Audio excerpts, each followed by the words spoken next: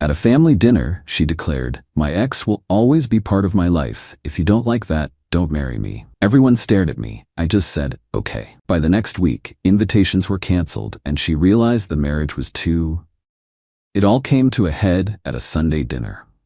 One of those tense pre-wedding family gatherings where two tribes who have nothing in common are forced to pretend they're about to be joined for life. My parents, a quiet, traditional couple who have been married for 40 years, were on one side of the table. On the other side were my fiancée, Clara's parents, a pair of retired therapists who spoke in a language of pop psychology and believed every boundary was a suggestion. And in the middle of it all was Leo. Leo was Clara's ex-boyfriend, but to hear her and her family tell it, he was more like a spiritual brother, an essential part of her personal ecosystem. He was at every holiday, every birthday, every dinner. He had a key to her parents' house. He was the constant smug ghost at the feast of our relationship. I'd made my feelings about him clear from the beginning. I'm not a jealous man, but I believe in boundaries. I believe a past relationship should be in the past, not sitting at your dinner table making inside jokes with your future wife. My objections were always met with the same condescending lecture from Clara and her parents about my possessive masculine tendencies and my inability to embrace a more fluid, modern concept of family. They treated my traditional values like a charming but ultimately primitive character flaw. I went along with it, not because I was a simp, but because I was playing the long game. I wanted to see how far she would push it. I needed to know if the foundation we were building on was solid rock or just sand. The topic of the wedding seating chart came up over dessert. My mother, a woman who speaks her mind with a quiet but firm dignity, had a simple question. "Clara, dear," she began, looking at the draft of the chart. "I see you have Leo seated at the main family table, next to your aunt. I was just wondering if that was the best place for him. Perhaps one of the friends' tables would be more appropriate?" The air in the room instantly went from chilly to arctic. Clara's mother put her fork down with a clatter. Clara herself flushed a deep, angry red. "My mother is just concerned about optics, Clara," I said, stepping in before she could explode. "Having your ex-boyfriend at the family table might send a confusing message to our guests." Clara turned on me, her eyes flashing. "A confusing message? The only confusing message here is that you and your parents are still living in the 1950s. Leo is my best friend. He is family. He was a part of my life long before you were, and he will be a part of my life long after. Well, he will always be a part of my life."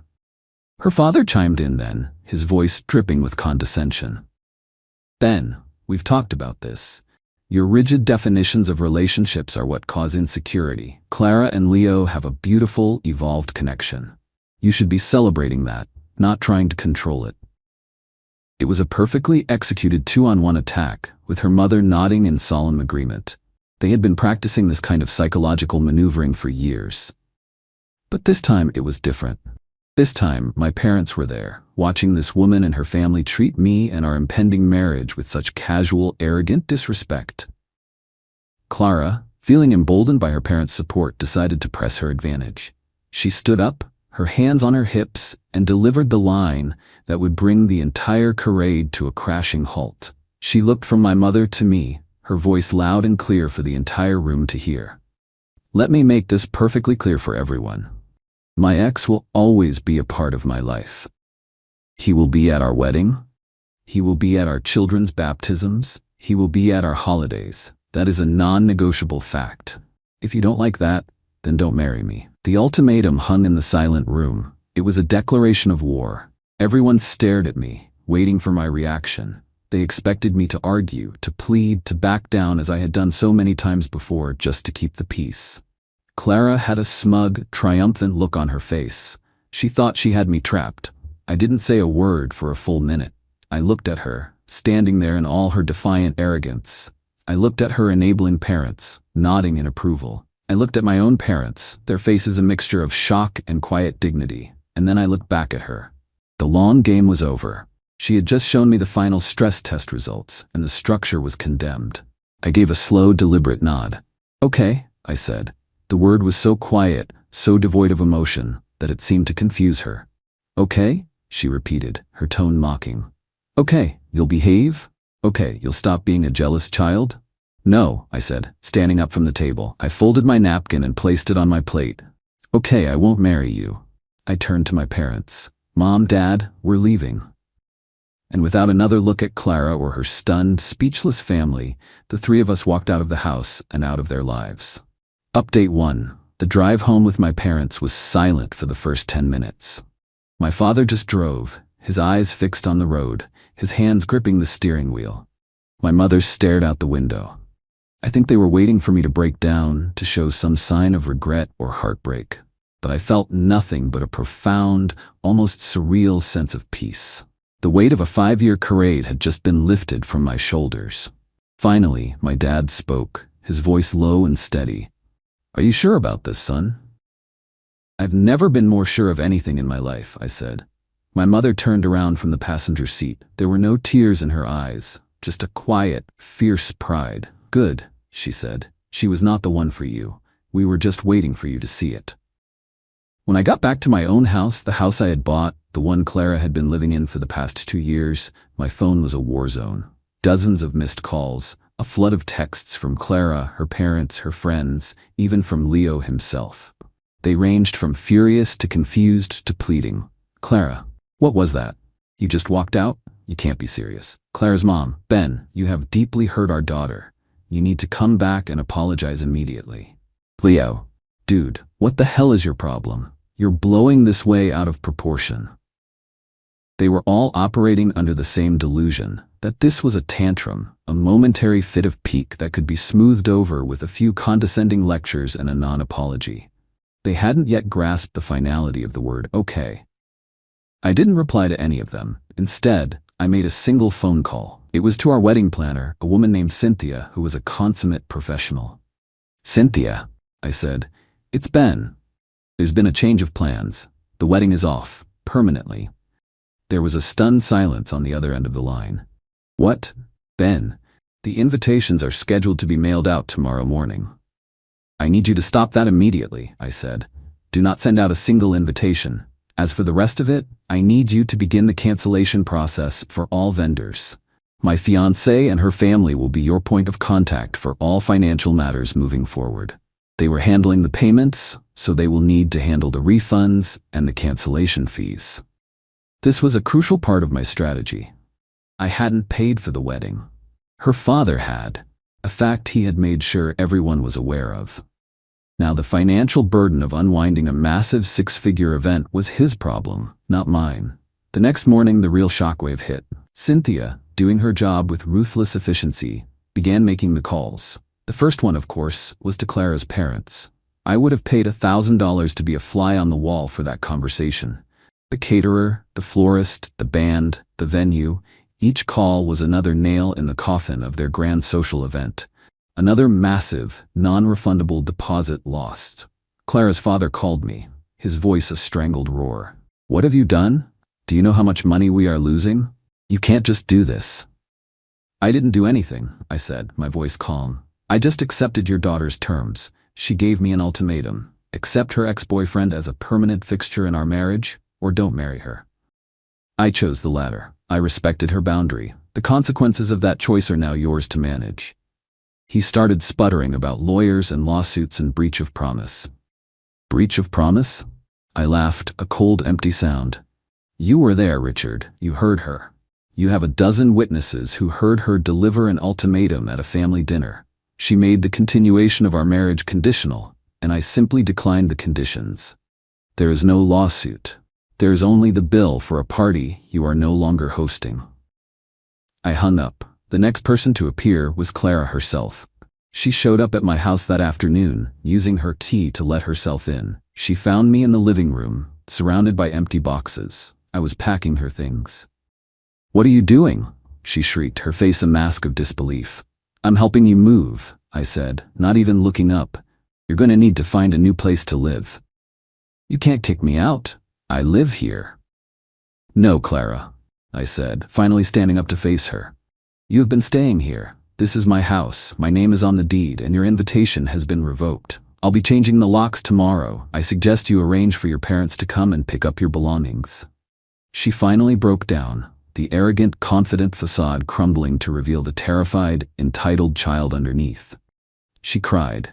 She begged. She pleaded. She said she didn't mean it, that it was just a stupid thing to say, that she loved me. I just stood there, unmoved. The time for that, Clara, was when my mother was at your dinner table, being treated with disrespect. The time for that was before you made your ex-boyfriend a condition of our marriage. You made your choice. Now I'm making mine. Update 2. The 30 days that followed were a slow, brutal education for Clara in the concept of consequences. She and her family had lived their entire lives in a soft, padded world of second chances and consequence-free choices, a world cushioned by their money and their shared delusion of intellectual superiority. That world was now gone. The first lesson was financial. Her father, after a week of threats and bluster, finally realized I was not going to contribute a single cent to the financial disaster of the canceled wedding. The final bill for the lost deposits and cancellation fees, I heard, was close to $100,000. It was a staggering blow, even for them. The second lesson was social. They tried to spin the narrative, of course. They told their friends that I was emotionally unstable, that I had a breakdown, and called off the wedding for no reason. But the story was too good, too juicy. A dozen people had been at that dinner. The story of Clara's ultimatum and my quiet, final acceptance spread like wildfire through their social circle.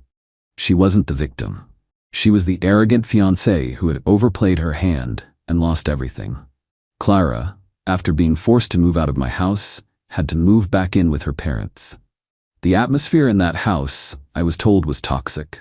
Her parents, facing a massive financial loss and a public humiliation, resented her. They were constantly fighting, the thin veneer of their evolved family dynamic stripped away to reveal the bitter, dysfunctional reality underneath. Leo, the ex-boyfriend, the man who was so essential to her life, proved to be less than useless in a real crisis.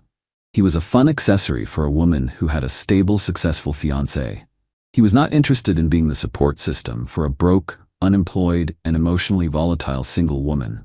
He slowly, quietly began to distance himself. The constant calls and texts stopped. He was busy. He had other plans. He was, in the end, just another fair-weather friend. While her world was burning down, I was quietly rebuilding mine. I took a 2-week trip to Europe, a trip I had always wanted to take but had put off because Clara had no interest in it. I came back feeling refreshed and clear-headed. I focused on my work, landing the biggest project of my career. I reconnected with friends who had drifted away. Friends who had never liked the person I became when I was with Clara. I didn't date. I wasn't interested. I was enjoying the peace, the quiet, the freedom of a life that was entirely my own. A life where I didn't have to constantly navigate the emotional minefield of another person's insecurities. The final and most satisfying lesson for Clara came about 6 months after our breakup. A major architectural journal published a feature on a historic theater I had spent the last 2 years restoring. It was a huge honor, the pinnacle of my career so far. The article included a gala event celebrating the reopening of the theater, an event attended by the mayor and some of the most influential people in the city. There was a picture of me standing on the stage accepting an award for the project. Final update: it's been a little over a year since that Sunday dinner. My life has moved on in ways I never could have imagined. My company has grown, and the success of the theater project has opened doors I never knew existed. I sold my old house and bought a beautiful loft downtown, a place that is entirely me, all clean lines, exposed brick, and industrial steel. I started dating again about 6 months ago. Her name is Sarah. She's a doctor. She's kind, she's brilliant, and she has a backbone of steel.